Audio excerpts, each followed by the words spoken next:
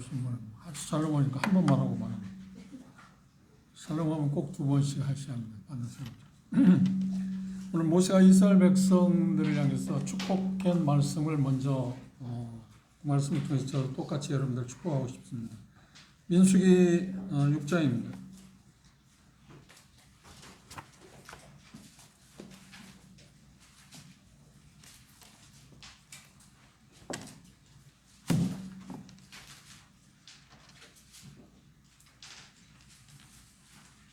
민수 6장 24절부터입니다.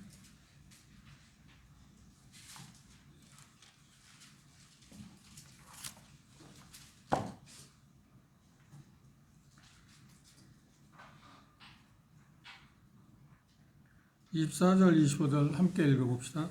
민수기 6장 24절 25절입니다. 함께 읽습니다. 시작. 여호와는 내게 복을 주시고 너를 지키시기를 원하며 여호와는 그 얼굴을 내게 비추사 은혜 베푸시기를 원하며 그 다음 26절 여호와는 그 얼굴을 내게로 향하여 하사 평강 주시기를 원하노라 할지니라. 올 한 해 모세가 이스라엘 백성들을 향해서 이렇게 축복했다 그 말씀하셨는데 이 표현 가운데 특별히 25절 26절 여호와는 그 얼굴을 내게 비추사 은혜 베푸시를 원하고 여호와는 그 얼굴을 내게로 향하여 드사 평강 주시를 원한다. 그런 놀라운 복이 여러분에게 오늘 한 해 동안 임하기를 바랍니다. 히브리서 11장을 가겠습니다.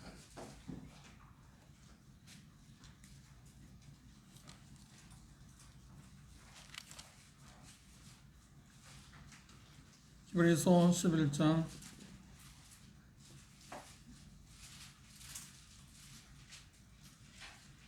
4절 말씀입니다. 히브리서 11장 4절 아벨의 믿음에 대해서 생각해 보겠습니다. 히브리서 11장 4절 함께 읽겠습니다. 히브리서 11장 4절입니다.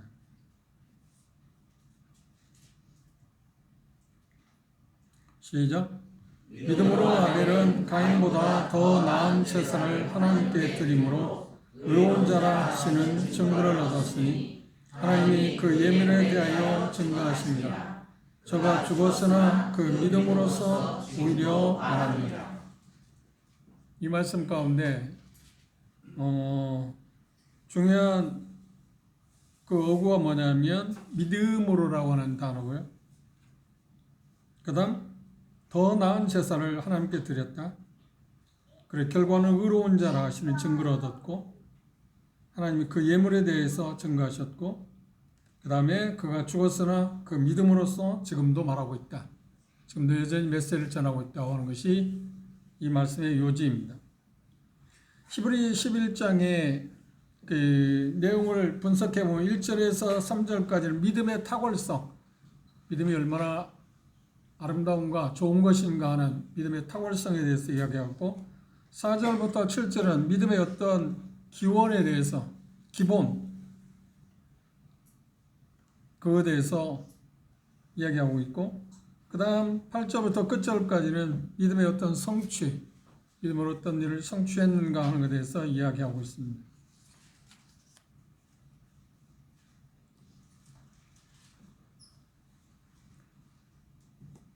여기 말씀에서 보는 것처럼 아벨은 여기 표현할 가운데 뭐라고 하냐면 전부 다 여기 나오는 사람들에 대해서 특징 가운데 빼놓을 수 없는 것이 믿음으로라고 하는 단어를 썼습니다. 히브리 11장에 믿음으로 지금 본문에 나온 것처럼 아벨은 하나님께 가인보다 더 나은 제사를 드렸다. 더 나은 제사를 드린 것이 뭐냐면 믿음으로 그랬다. 믿음으로 그랬다. 히브리 11장의 믿음은 어떤 것을 가리키는가 하는 것이 대단히 중요한 단어입니다. 그 부분을 우리가 놓치게 되면 심각한 문제를 가져옵니다. 일반적으로 여기 믿음으로라고 하는 히브리서 11장에 나오는 말의 의미는 로마서 10장 17절에 있는 말씀과 관련이 있습니다. 그게 빠뜨려지면, 떠나게 되면 이 믿음으로라는 말을 해석하기에 대단히 어렵습니다. 그리고 거기에서 벗어나게 되면 기초에서 벗어나는 경우가 되기 때문에 이 말씀의 의미는 대단히 중요합니다. 로마서 10장 17절로 가보시겠습니다.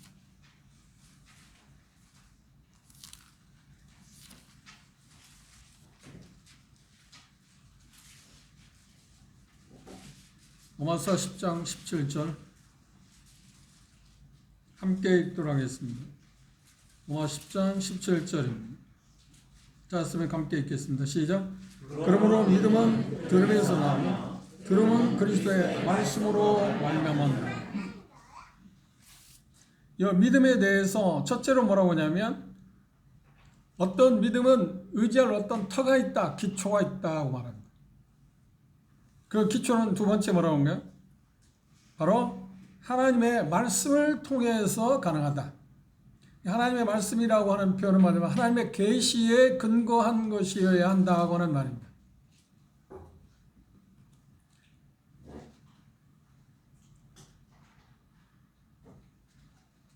하나님께서 우리에게 말씀하신 말씀은 거짓이 없는 하나님의 말씀이기 때문에 진리입니다.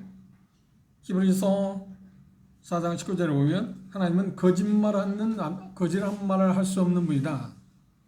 그리고 민수기 23장에 보면 뭐라고 하냐면 하나님은 인생이 아니시기 때문에 시건치 않는다. 이랬다 저랬다 하지 않는다. 진실만을 말씀하십니다. 하나님의 말씀에 대한 여기 표현하고 있는 것처럼 어떤 기초, 그것이 믿음이다.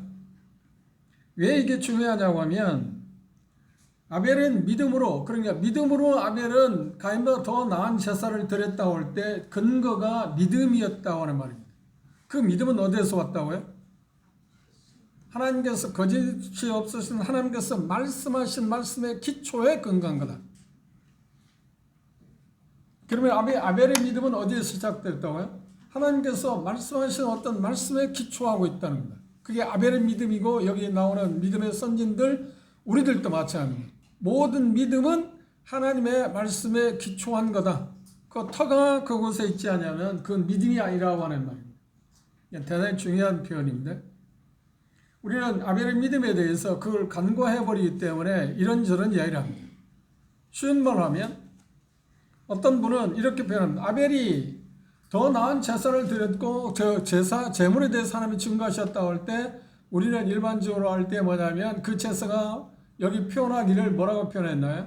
창세기에서 표현하기를 양의 기름으로 그렇다. 그런데 피라는 말이 없잖아요. 그래서 아벨이 드린 것은 제사는 피와 상관이 없다고 말하는 분이 있습니다. 형제들 가운데서. 그건 대단히 무서운 이야기입니다. 저는 감히 그렇게 말합니다.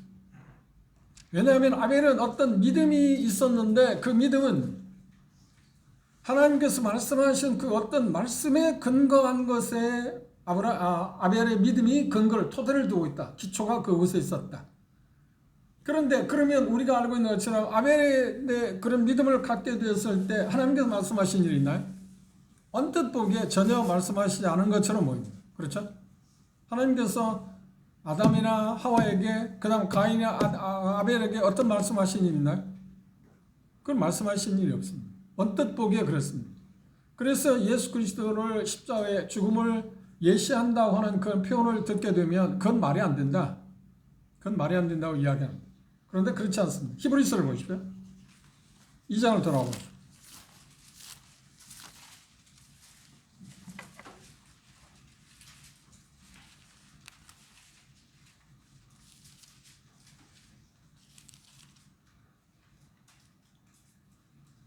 히브리서 2장 1장입니다. 히브리서 1장 1절 말씀을 우리 함께 봅시다.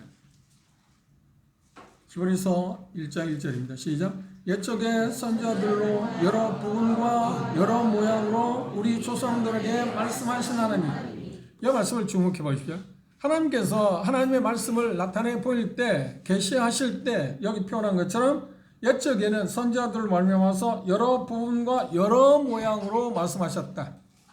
그러니까 그 표현은 우리는 지금 이미 계시된 성문화된 구약과 신약을 통해서 하나님이 계시된 말씀을 우리는 갖고 있지만 하나님의 말씀에 계시게 그 성문화가 되기 전에는 하나님께서 그분의 말씀을 나타내 볼 때 어때?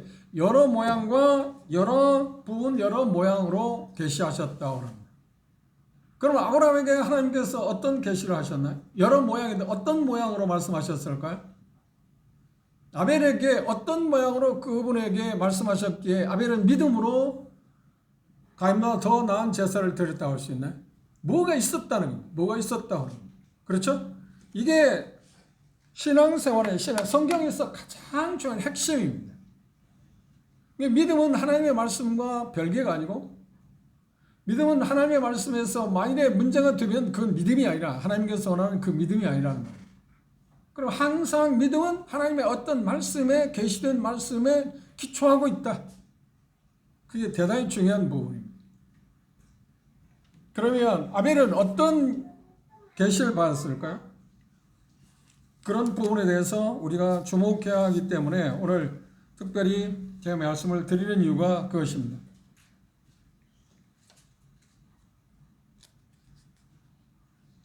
믿음에는 두 가지 모습이 있습니다. 가인이 하나님을 믿었나요? 안 믿었나요? 가인은 하나님을 안 믿은 것처럼 보입니다. 아니요. 가인도 하나님을 믿었어요. 하나님을 믿었기 때문에 하나님께 제사를 드렸잖아요. 하나님 믿지 않으면 왜 제사를 드렸겠습니까? 아벨은 하나님을 믿었나요? 그렇죠. 하나님 믿었습니다. 그런데 두 사람에게서 진정한 믿음이 뭐냐, 가짜 믿음이 참과 거짓이 어떤 거냐 하는 것이 드러났습니다. 가인도 하나님을 믿었어요. 하나님께서 원하는 제사를 드려야 한다는 것을 알았어요. 그런데 문제가 뭔가요? 그는 믿음으로 하지 않았다는 거예요. 이 차이점에. 그 말은 무슨 말이냐면 그는 하나님께서 그들에게 아벨이나 가인에게 아담과 하와에게 뭔가를 말씀하셨는데 나타내 보이셨는데 그 말씀에 따라서 계시한 그 말씀이라는 말 어떤 표현을 했는데 그것에 따라서 하지 않았다는 겁니다. 누가? 가인은. 그럼 아벨은 그걸 따라서 했다는 거예요. 그래서 그걸 뭐라고 하냐면 그래서 아벨은 믿음으로 했다고 말했어요. 이 차이가 대단히 중요하잖아요.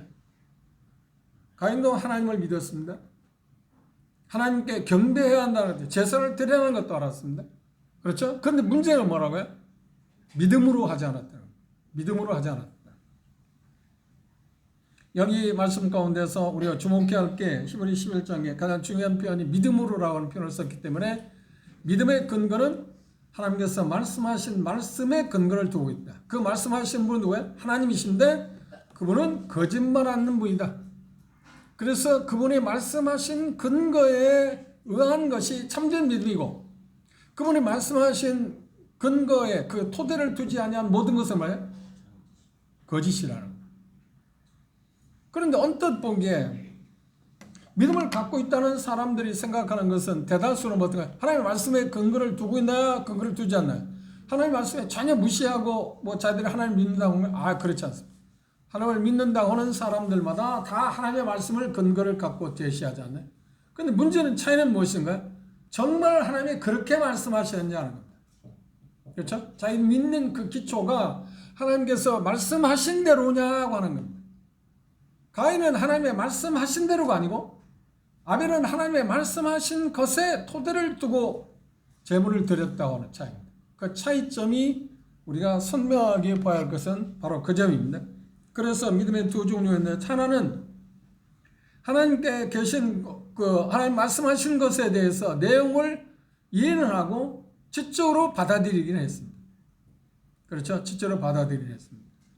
그런 것을 우리는 일반적으로 말하면 가짜, 거짓된 거라고 그래요. 그리고 두 번째 참된 믿음은 뭐냐면 그 믿음이 데살로니가전서 1장에 말한 것처럼 믿음의 역사, 사랑으로 일어나는 역사하는 그 어떤 힘 있는 그런 것에 기초한 살아있는 생명력 있고 초자연적인 것에 대해서 받아들이고 행동하는 믿음. 그게 성경에서 말하는 참된 믿음입니다. 거짓과 참된 믿음.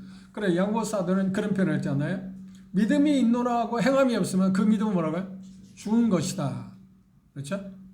죽은 것이. 어떤 보기에 그 믿는 것처럼 믿음 것처럼 생각할지 모르지만 믿음인 것처럼 생각하지만 그건 믿음의 진위 여부는 뭐냐면 자기가 믿은 바를 다시 말해 하나님의 말씀에 계시된 것에 의해서 꼭 그대로 실행하느냐 안 하느냐는 그 차이입니다. 그걸 실행하면 참된 믿음 무엇에 근거해서 실행한다? 하나님의 말씀대로, 하나님께 나타내 보이신 대로, 하나님 보이신 대로. 그래서 구약에서 하나님께서 하나님의 이스라엘 백성들과 함께하기 위해서 성막을 지을 때 모세에게 말해요. 보인 식양대로, 그리고 설계도대로. 솔로몬이 다윗에 의해서 성전을 지을 때도 어떻게 했냐면 하나님 보이신 설계도대로. 이게 믿음이라는 거예요. 그런데 그것에 조금이라도 바꾸면, 조금만 변형시켜도 그건 믿음인가요, 아닌가요? 믿음이 왜? 하나님의 말씀에 기초한 게 아닌가? 하나님의 말씀에 기초한 게 아닌가? 이건 정말 중요한 문제입니다. 믿음은 항상 하나님의 말씀에 기초한 것이, 반드시 하나님의 말씀에 기초한 것이. 하나님의 말씀에서 조금만 벗어나도 그것은 거짓입니다. 그것은 거짓입니다. 그래서 우리는 하나님의 말씀을 옳게 분별하는 것이 대단히 중요하다고 우리는 말해왔던 것이 그런 점입니다. 그런 부분들을 우리는 항상 마음 가운데 생각하는 것이 대단히 중요합니다. 조금 전에 말씀드린 것처럼 믿음에는 두 가지 요소가 있다고 그랬습니다. 그런데 역시 듣는 것에도 두 면이 있습니다. 하나는 위쪽으로 듣는 게 있습니다. 우리 말대로 하면 한쪽 귀로 듣고 한쪽 귀로 흘려버리는 거예요. 들었나요? 듣지 않았나요? 듣기는 했어요. 그럼 그 들은 바가 히브리서 2장에 말씀하는 대로 믿음으로 화합하지 못했다. 우리에게 어떤 역할을 하지 못했다. 그래 건성으로 들었다. 그것도 들은 건 들은 거 아닌가요? 우리가 수요일마다 요한계시를 공부하고 있습니다. 아시아 7교회에 대해서 성령님께서, 하나님께서, 주님께서 말씀하신 말씀을 빼놓지 않고 계속해서 똑같은 말을 하고 있어요. 어떤 말인가요? 성령이 교회들에게 하는 말씀을 들을지어다. 그러니까 그 말씀의 의미는 뭐라고 하나요? 듣고자 하는 사람에게만 하나님 말씀하십니다. 듣고자 하는 마음이 우리에게 대단히 중요합니다. 여러분 오늘 교회 오셨잖아요. 왜 오셨나요? 물론 예배 드리러 오셨습니다. 이 시간은 뭐 때문인가요? 예배의 한 부분인 하나님의 말씀을 듣기 위해서 지금 우리는 이 자리에 모였습니다. 그렇죠? 앉아 있습니다. 그래, 그런 그 들음이 건성으로 듣는 게 하나 있고, 또 하나 들음은 어떤 게 있나요? 다시 말하면 하나님의 말씀에 의해서, 그 말씀에 따라서 그것들을 내 마음으로 받아들이는 것. 듣고 나서 내 마음으로 받아들이는 것. 그것이 두 번째 듣는 것에 대한 이야기입니다. 그렇게 되면 마음으로 그걸 받아들이면 당연히 나타나는 현상은 뭔가 행동하게 된다는 것. 뭔가 행동. 그러면 행동하는 것은 뭘 그가 행동하는 것을 통해서 뭘 볼 수 있나요? 그가 뭘 들었느냐는 것을 증거하는 겁니다. 어떻게 들었냐는 것을 나타내는 것이 뭐냐면 내가 어떻게 들었냐 하는 게 관련되어 있습니다. 그렇죠? 그러니까 A라고 하는 말을 정확히 들었으면 내 행동도 어떻게 A처럼 행동할 수밖에 없다는 거예요. 들었기는 A라는 말을 듣기는 들었는데 B처럼 행동한다고 하면 나는 지금 A를 들었나요? B를 들었나요? B를 들은 겁니다. 그 말은 B를 들었다는 게 아니고 A를 들었는데 자기 자신이 스스로 결정하고 자기 자신이 자의적으로 이거야. 말한 사람은 A인데 자기는 B로 생각하고 행동할 수밖에. 그게 들은가 안 들었는가? 잘못 들은 거지. 그건 들은 게 아니에요. 실상은 들은 게 아니에요. 우리는 대단히 중요하게 생각해야 할 게 하나님의 말씀을 있는 대로 액면 그대로 받아들이는 것, 그것이 듣는 자세입니다. 그러면 여기 첫 번째 아벨에 대해서 표현할 때 우리가 계속 나오는 사람들, 믿음의 선진들이 공통점이 그런 겁니다. 믿음으로 아벨은. 그런데 하나님과 말씀하신 말씀에서 우리가 기억해야 할 게 뭐냐면 아벨은 믿음으로 말하지 않고, 그렇죠? 믿음으로 아벨은, 믿음으로 에녹은, 믿음은 노아는, 그렇죠? 믿음으로 누가 말하지 누가 믿음으로 말하고 있지 않습니다. 이 차이가 뭔지 아세요? 이들의 삶의 아벨에 대해서 그들의 가치는 무엇에 의해서 결정되냐면 하나님이 기억하고 증거하느냐 하면 그가 믿음을 갖고 있느냐 갖고 있지 않느냐에 따라서 그 사람의 가치를 결정한다는 의미가 들어있기 때문에 믿음으로 아벨이라는 말을 썼습니다. 아벨은 믿음으로 말하지 않고. 중요한 건 뭐예요? 그 사람의 가치는 하나님이 증거하는 것을 인정하는 것은 뭐냐? 믿은 사람이, 진정한 믿음을 갖고 있는 사람만을 하나님이 인정한다. 그래서 믿음으로 아벨이라고 말을 먼저 썼습니다. 그 부분을 우리가 놓치지 않으면 되겠습니다. 하나님께서 계시를 보여주셨습니다. 계시에 따라서 그러니까 아벨은 믿음으로 말할 때, 믿음으로 아벨은 가인보다 더 나은 제사를 드렸다고 할 때 하나님께서 뭔가를 보여주신 게 있는데 나타내면 어떤 모양으로? 여러 모양이라고 그랬습니다. 그 모양은 지금 계시된 말씀이 아니고 우리가 생각하는 그런 계시된 말씀이 아닙니다. 그런데 분명히 계시하시긴 했어요. 말씀하셨어요. 그런데 그걸 누구를 통해서 들었느냐 하는 차이가 있습니다. 아까 히브리서 1장 1절에 하나님께서 계시를 할 때 나타내 볼 때 여러 모양으로 여러 부분으로 말씀하신다고 그랬습니다. 그러면 아벨은 믿음을 가졌는데 하나님의 말씀을 들었는데 배웠는데 누구를 통해서 배웠을까요? 당연히 아버지, 특별히 아담을 통해서 배웠겠죠. 이게 우리가 놓치면 안 돼요. 그러면 아벨은 아버지인 아담이나 그 어머니 하와를 통해서 어떤 하나님의 어떤 말씀을 듣게 됐는데 부분적으로 어떤 모양으로 듣게 됐는데 어떤 말씀을 들었을까요? 원시적인 복음이라 그렇게 말을 합니다. 창세기 3장을 돌아보시죠.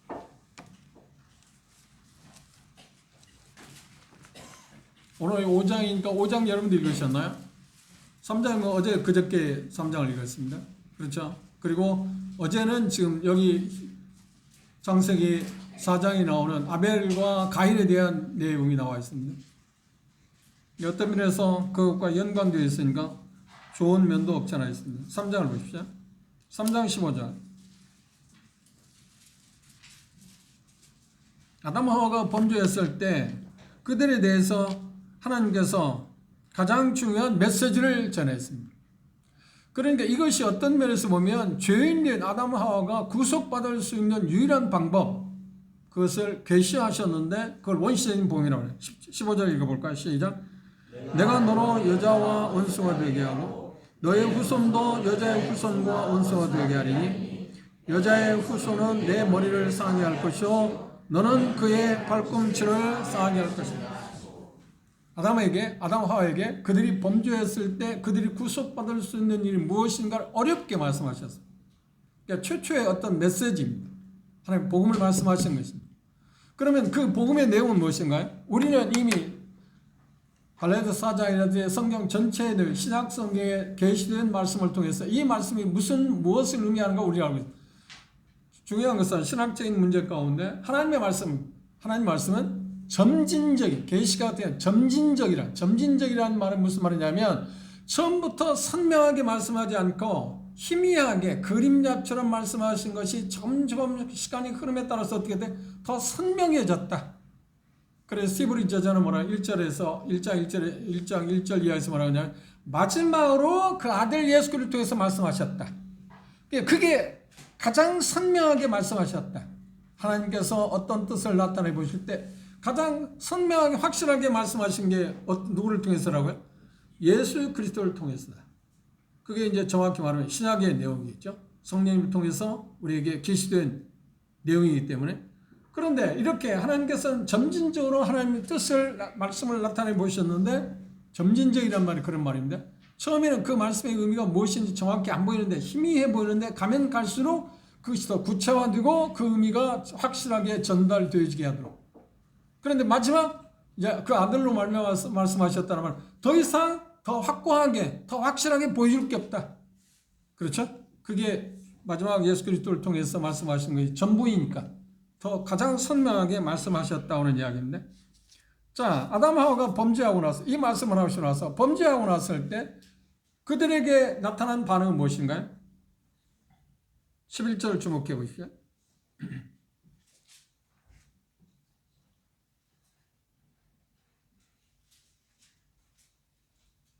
8절부터 얘기했습니다. 그들이 날이 선언할 때 동산의 건이시는 여호와 하나님의 음성을 듣고 아담과 그 아내가 여호와 하나님의 낯을 피하여 동산 나무에 숨었다. 9절 여호와 하나님이 아담을 부르시며 그에게 이르시되 내가 어디에 있느냐. 10절 가로되 내가 동산에서 하나님의 소리를 듣고 내가 벗었음으로 두려워하여 숨었나이다. 11절 그래서 누가 너의 벗었음을 내게 고하였느냐.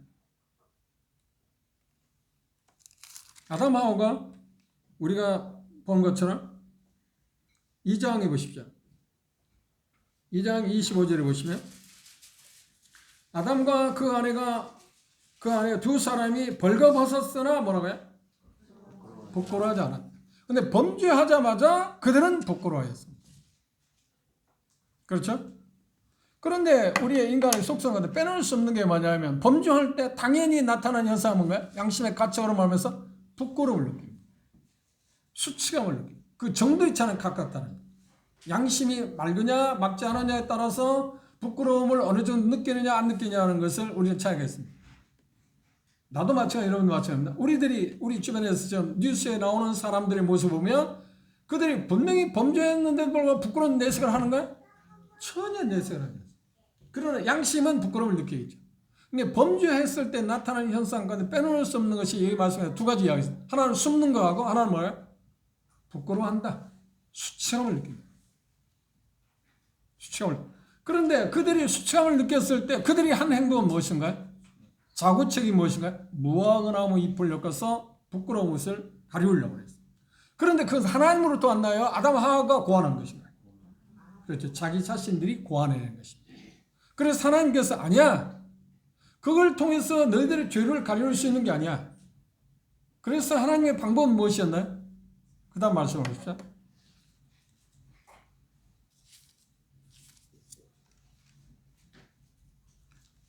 3장 21절입니다. 여호와 하나님이 아담과 그 아내를 위하여 뭐라고요? 가죽옷을 지어 입혔다.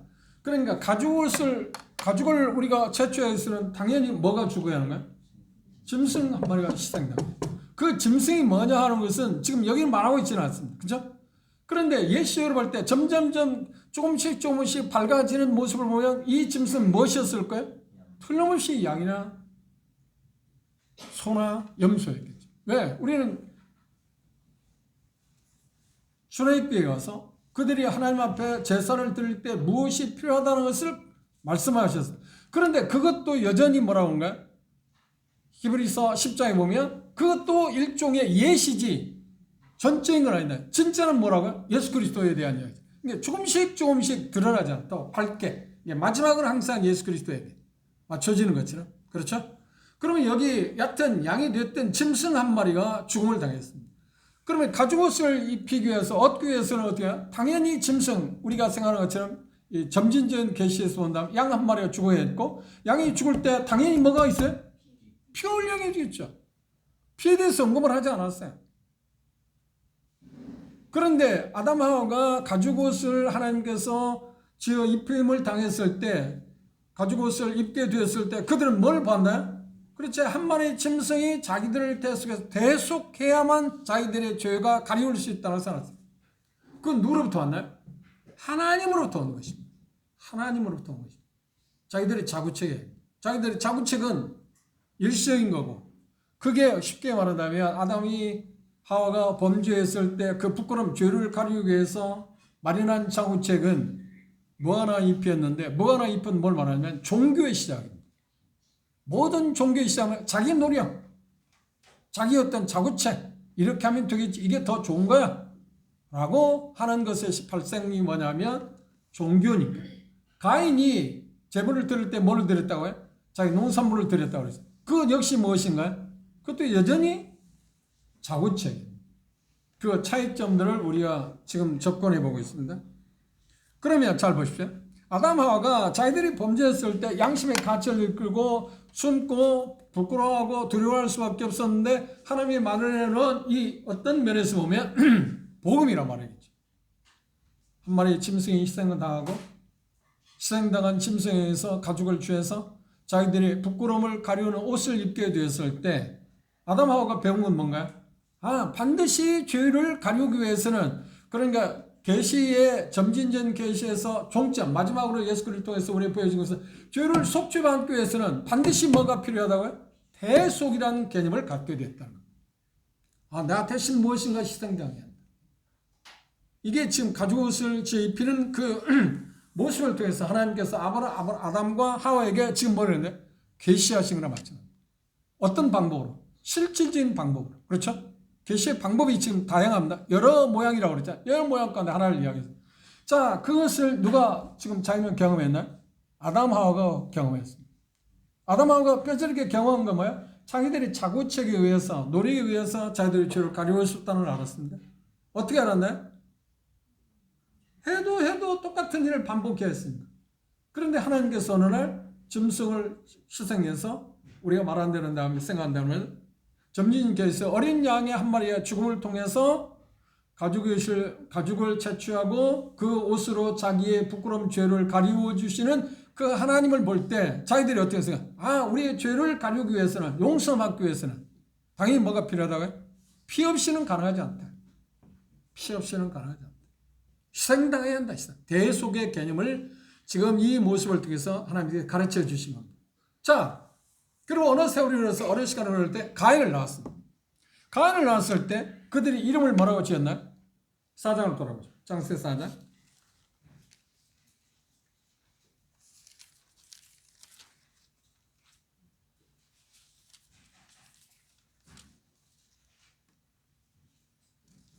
(1절입니다) 아담이 그 안에 하와와 동침하며 하와가 잉태하여 가인을 낳고 가인의 이름의 뜻이 뭐라고요?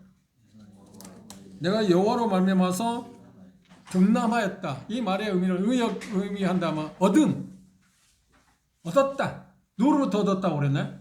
하나님으로 얻었다. 이 말씀 가운데 대단히 중요한 의미가 어떤 거냐면 의역하면 그런 뜻. 이 가인을 통해서 자기들이 대속자라고 생각했다는 거예요. 가인이 자기를 대속했다. 그래서 여호와로 말미암아서 내가 아들을 얻었다. 우리가 일반적으로 하는 그런 개념이 아니고 자기들을 구속할 사람이라고 생각했습니다. 누가? 가인이. 그런데 가인을 낳고 나서 득남했다 한다. 그가 또 가인의 아우 누구를 낳았다고요? 아벨을 낳았는데 아벨은 양치는 자. 아벨의 뜻이 뭐냐면 헛됨, 무가치함 그런 뜻입니다. 왜 가인을 낳고 난 다음에 아벨을 둘째 아들을 낳고 났을 때 이름을 아벨이라고 했을까요? 헛되다, 무가치하다고 말했을까요? 가인이 자기를 구속할 사람이 아니라는 걸 알았기 때문입니다. 인생은 여전히 헛되다. 정말 하나님으로부터 오는 어떤 그런 게 역시 가인도 누구로부터 왔나요? 자기들로부터 왔잖아요. 아담과 하와로부터 왔잖아요. 하나님으로부터 온 게 아니에요. 지금 엄밀히 따지면. 왜냐하면 로마서 5장에서 말씀한 것처럼 죄인은 누구를 낳는다고요? 죄인을 낳습니다. 그러니까 아담 하와가 범죄해서 난 가인이 자기들의 구속자가 될 수 없죠. 왜? 죄인이 죄인을 어떻게 구속합니까? 그걸 깨달을 수 있었을 거라고는 어느 시간이 걸렸어. 그래서 아벨을 낳았을 때 아니야.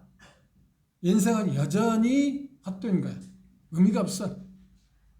우리가 어떤 것을 아무리 노력해서 얻는다 할지라도 기적적, 생산한다는 아이를 출생한다는 기적적인 일 아닌가요? 하나님의 도우심이 없이는 가능한 게 아니니까. 그렇죠? 그렇다 할지라도 그걸 통해서 자기들 구속할 수 있는 대속제물이 될 수 있지 않다는 것을 깨닫고 나서 그 다음 둘째 아들을 얻었을 때 아담과 하와는 아벨이라고 해요. 헛되다. 의미가 없다. 가치가 없다. 아벨의 이름의 뜻이 모두 대단히 의미 있는 것처럼 보이지만 그렇지 않습니다. 헛되다 하는 의미를 가졌습니다. 그래 인생이 정말 죄로 말미암아서 우리의 인생은 가치가 없다는 것을 그가 알았기 때문에 그의 이름을 그렇게 아벨이라고 지을 수 있었다고 하는 것을 우리가 생각할 수 있습니다. 자, 하나님께서 이런 모습을 통해서 이제 두 아들을 낳았습니다. 가인도 낳고, 그러면 가인에게 아담 하와는 뭘 가르쳤을까요? 여러분이 아담 하와였었다고 하면 아들을 낳았습니다. 아들을 낳았을 때 이야기하고 있는 것처럼 하나님으로부터 얻었다. 그러니까 얻음이라고 하는 표현을 가인을 얻었는데 그들이 생각하는 것은 어떤 생각을 했다? 이 가인이 우리를 구속할 수 있는 대속자일 수 있는 가능성이 있다고 생각할 수 있었다는 겁니다. 성경은 그렇게 분명히 말하고 있지 않습니다. 다시 말씀드립니다. 그렇게 분명히 말하고 있지는 않습니다. 그런데 그런 암시를 이 표현 가운데 이름을 지은 걸 통해서 우리는 생각해 볼 수 있다는 겁니다.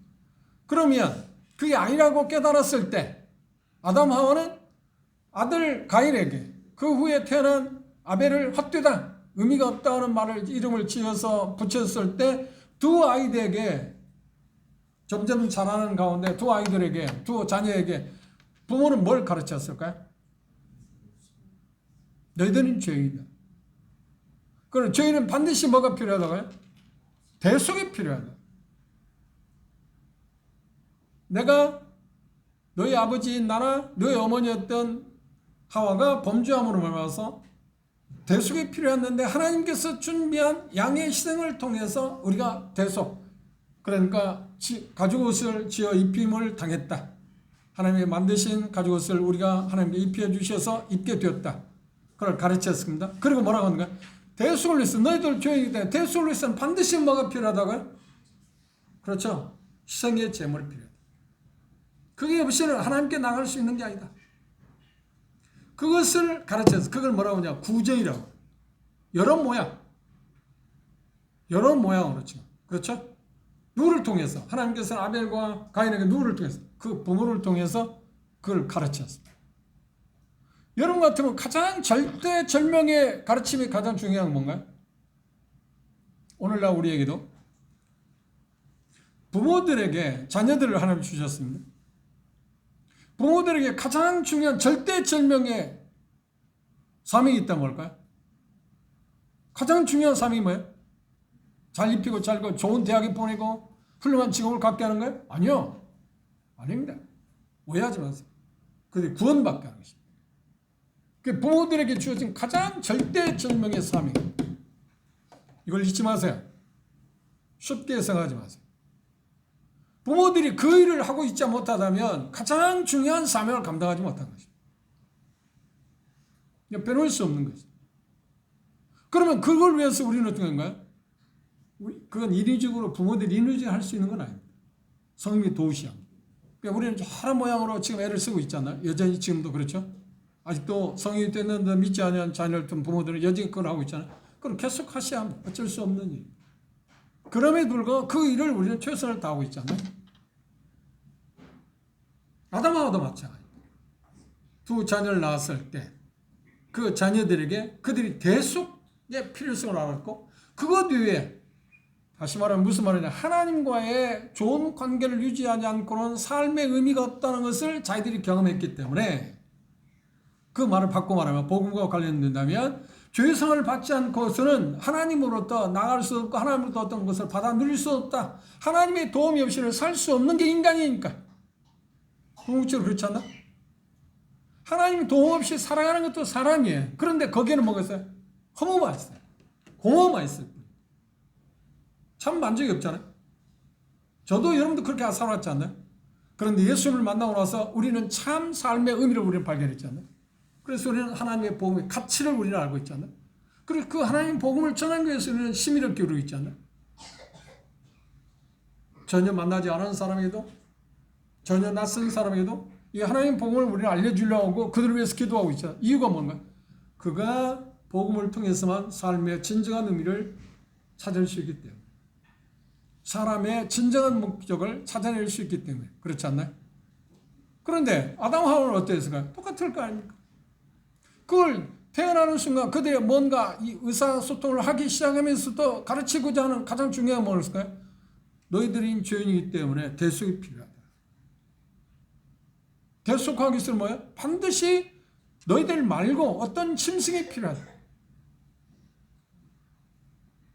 우리는 당연히 아담 하와가 두 자녀에게 그걸 가르쳤다고 우리가 믿어야 하는 거예요? 아니야, 그런 가르치지 않았을 거야. 우연히 알게 됐을 거야. 아벨을 어떻게 양의 기름과 새끼를 드릴 수 있었다고 생각하세요? 뭘 근거해서? 그 근거가 어디 있어요? 믿음으로 했다는 거야. 그럼 어떤 믿음이냐는 거야. 믿음은 뭐라고요? 로마서 10장 17절처럼 하나님의 말씀에 근간, 그 하나님의 말씀, 아벨이 받아들인 갖고 있는 그 믿음은 누구로부터 전수받은 거라고요? 그렇지, 아버지 어머니를 통해서. 이거에 대해 이의를 제기할 사람이 있나요? 아무도 없어요. 아벨은 뭔가 알기 때문에 들었잖아요. 어디서 알았냐는 거예요, 그걸. 하나님께서 꿈에서 아벨에게 가르쳐 줬을까요? 환상을 통해서 그랬을까요? 물론 하나님께서는 하나님 계시를 나타내는데 환상이나 꿈을 통해서 계시한 일이 있습니다. 그런데 아벨의 그 믿음은 어떤 믿음이냐면, 가인보다 더 나은 제물을 드렸다고 그러는데, 그 제물의 모습을 이렇게 말했습니다. 4장을 보십시오. 창세기 4장 넘어가서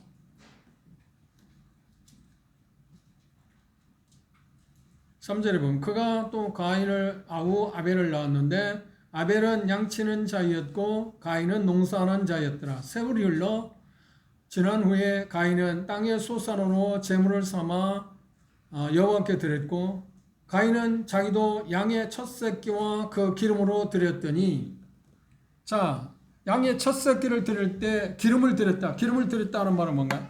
죽이지 않고 기름을 얻을 수 있나요? 아니에요. 죽이고. 죽으면 당연히 뭐가 필요해요? 피가 있었겠죠. 그렇죠? 피란 말이 없어요. 피란 말이 없기 때문에 아벨이 드린 양의 첫 새끼를 드린 것은 피가 아니다 말하는 것은 모순이라는 거예요. 그건 당연한 거잖아요. 점진적인 계시는 하나님의 계시는 점진적이라고 했습니다.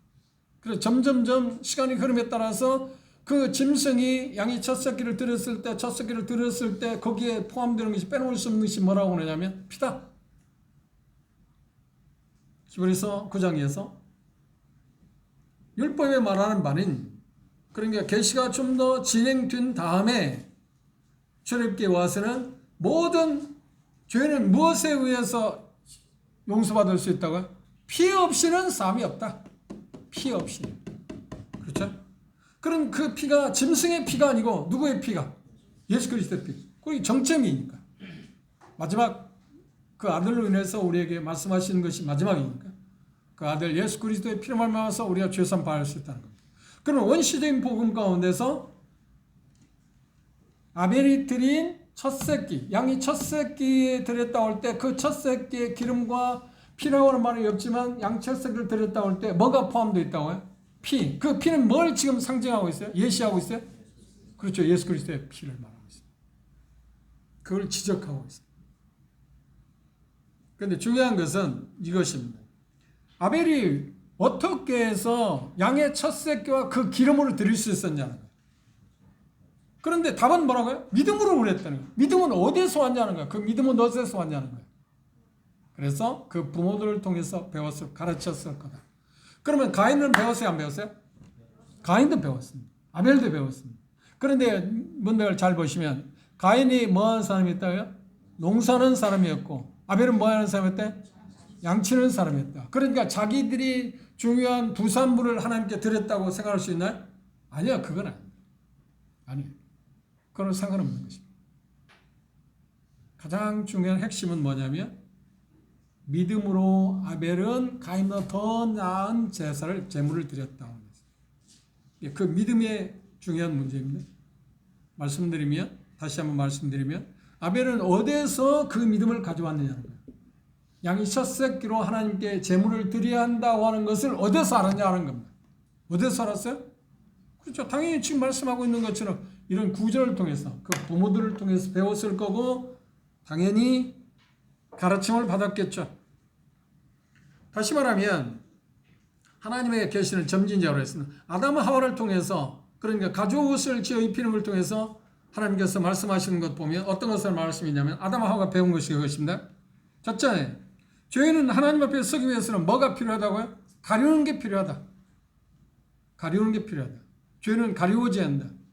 처음에는 가리워졌다고 그랬지 그 다음에 씻는다고 표현을 했습니다. 그 다음에 속죄 완전히 없어지는 걸 이야기했습니다. 예수 그리스도를 통해서만 짐승의 피를 통해서는 완전히 씻어지는 게 아닙니다. 가리워지게 잠진적으로 가려졌다가 나중에 예수 그리스도 오셔서 십자가에 흘리신 피로 말미암아서 그들의 죄도 구약의 성도들 죄도 다 씻어지는 거 아닌가? 용서, 도말되어지는 것입니다. 그것의 차이점을 여러분 생각하십시오. 서기 위해서는 가리우는 것이 필요합니다. 그런데 가리우는 것이 필요하다는 것을 알았을 때 아담 하와가 한 일은 뭔가요? 무화과나무 잎을 엮어서 그걸 시도했어요. 그런데 자기들이 인위적인 것이 자고책입니다. 두 번째, 인간의 고안한 것은 어떤 거라고요? 소용이 있다 없다, 효과가 있다 없다, 쓸모가 없다, 의미가 없다. 그걸 배웠습니다. 누가? 아담 하와가 직접 배웠잖아요. 지금. 세 번째, 하나님께 친히 가르우시는 것이 아니고서는 하나님 앞에 나갈 수 있는 게 없다. 그 하나님 가리우기 위해서 하나님 만든 작품이 뭔가요? 그렇죠. 어린 양을 죽임으로 말미암아서 가죽옷을 만들어서 그들의 허물을 가리운 것입니다. 네 번째, 그 필요한 그 가리우는 것을 하기 위해서는 뭐가 당연히 뭐가 흘려져야 한다고요? 피 흘림이 있어야. 피 흘림이 없이는 사함이 없다. 이건 아담부터 시작해서 계속되어지는 것입니다. 그런데 가인 아벨에게 그걸 선명하게 말씀하지는 않았습니다. 그렇죠? 그런데 예시적으로 분명히 우리가 알 수 있는 것은 바로 그것입니다. 그걸 통해서, 그런 게 부모들의 믿음을 통해서. 부모들은 지금 어떤 믿음을 갖고 있나? 지금 방금 이야기했던 4가지 그 믿음을 갖고 있습니다. 배웠습니다. 그래서 그것을 당연히 자기 자식들에게 전수했습니다. 알려줘야 합니다. 왜? 그게 가장 중요한 것입니다. 하나님과 관계를 맺는 게 가장 중요한 거니까. 그러니까 빼놓을 수 없는 것이 뭐냐면 우리의 수단, 우리의 노력으로는 하나님께 가까이 갈 수 없다. 그런데 가인은 자기 노력, 자기 수고한 것을 갖고 하나님께 나갔어요. 그러니까 아버지, 어머니가 가르쳐준 거가 지금 반대입니다. 다시 말해 하나님이 보여주신 계시와는 지금 정반대 길을 가고 있습니다. 또 하나, 그 필요한 가리개는 누가 만들어야 한다고? 누구로부터 와야 한다고요? 하나님으로부터 와야 한다. 하나님의 작품이어야 한다. 인간의 작품, 인간이 구하는 것으로는 가능하지 않다. 그래서 예수 그리스도를 하나님 보내신 거예요. 그렇죠? 하나님의 작품. 우리 인간이 아무리 노력해 별별 것을 다 한다 할지라도 우리의 죄를 가릴 수 있는 방법은 없습니다. 예수의 피밖에.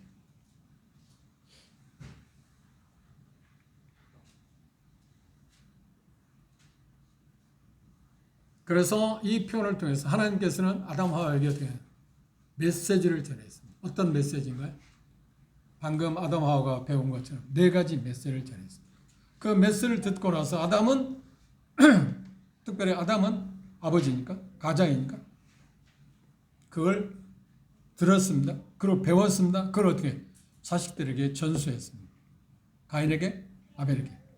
그런데 그들이 하나님 앞에 나아가자 할 때 가인은 하나님이 계시된 말씀과 관계없는 일을 통해서 하나님께 나아가기를 원했고, 아벨은 그렇지, 하나님이 계시된 말씀에 의해서 하나님께 나아갔습니다.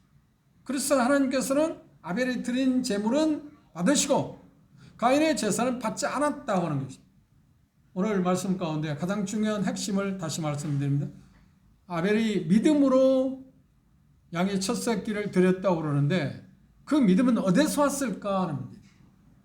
그 믿음은 어디서 왔어요? 그런데 총체적으로 믿음은 어디서 온다고요? 그리스도의 하나님의 말씀을 듣는 데서, 하나님의 말씀에서 옵니다. 그래서 그들은 하나님의 말씀을 직접 듣지는 않았지만 누구를 통해서 계시를 받았다고요? 그 부모들을 통해서, 아담과 하와를 통해서.